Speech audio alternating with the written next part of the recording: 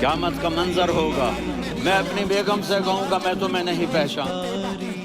ارے تم کہتے ہو کہ اس کا نام پوچھتے، اس کا پتہ پوچھتے، ارے نہ جانے کیا ہو گیا تھا، ہماری عقل پر پردے پڑ گئے تھے، ہم تو اس کے حسن میں ایسے کھو گئے تھے، ارے جب وہ بولتا تھا نا تو اس کے منہ سے ایک طرف سے ایک آواز آئے گی، ایک آواز آئے گی، امتی امتی، واہ یا رسول اللہ، ہم آپ پہ قربان۔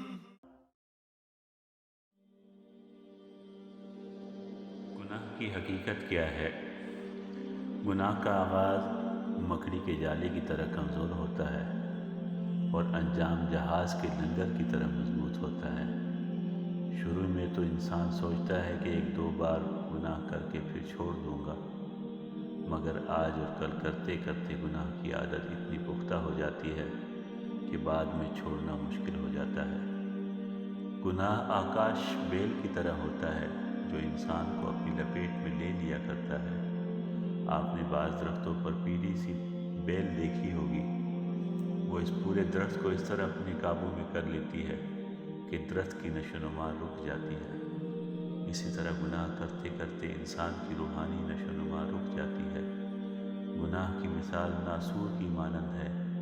ناسور اگر رہے تو تکلیف دیتا ہے اور اگر علاج نہ کرے تو وہ بڑھتا چلا جاتا ہے۔